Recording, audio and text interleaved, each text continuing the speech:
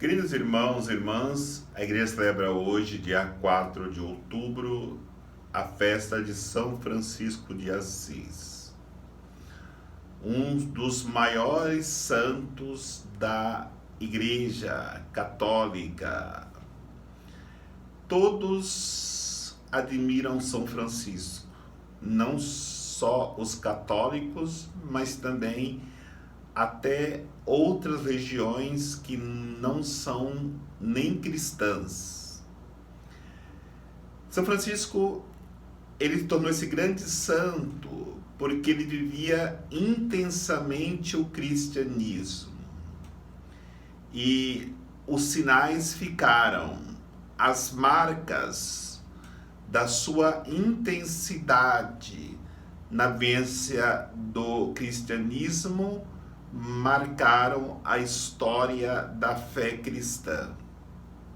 São Francisco vivia intensamente o Natal, e a história diz que foi ele que inventou o presépio.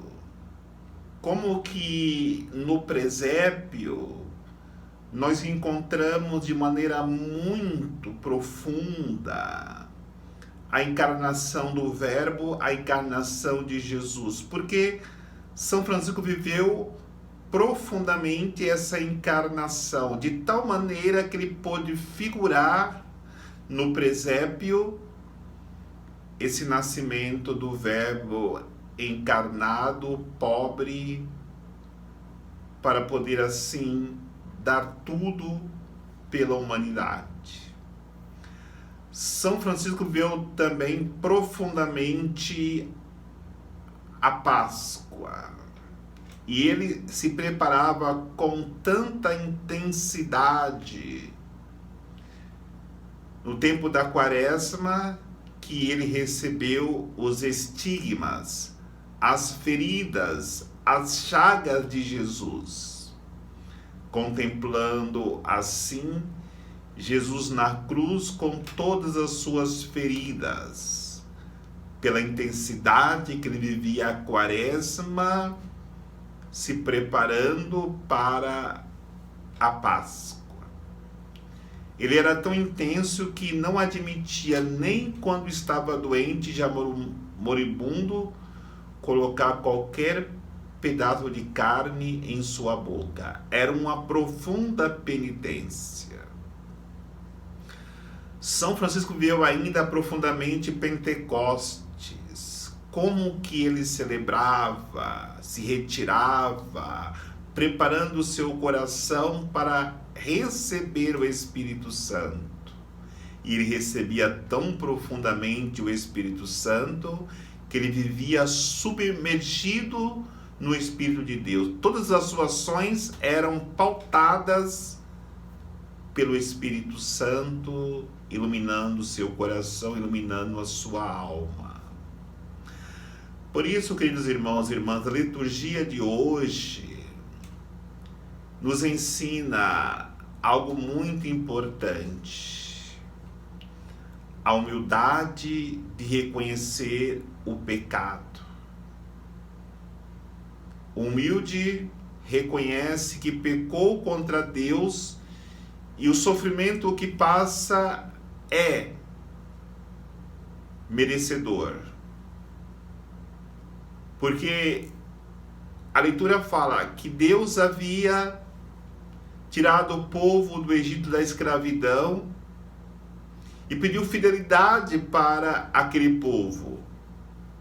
No entanto, o povo criou ídolos, deuses falsos. E aí está a figura de São Francisco. São Francisco, ele, antes de pecar, já lutava até o sangue para não ofender a Deus. Então a luta de Francisco, embora sendo homem tinha pecado, não era para clamar depois do pecado perdão, mas a luta dele era para evitar chegar ao pecado. Que bom! Se todos nós pudéssemos, como São Francisco, lutarmos com todas as nossas forças para não chegarmos na triste realidade do pecado. Aí nós, refletindo no Evangelho, encontramos as cidades impenitentes.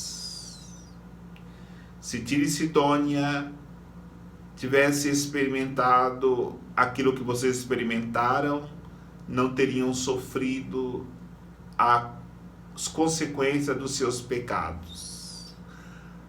Aí de ti, Cafarnaum, vai ser levada até o céu? Não, vai ser precipitada.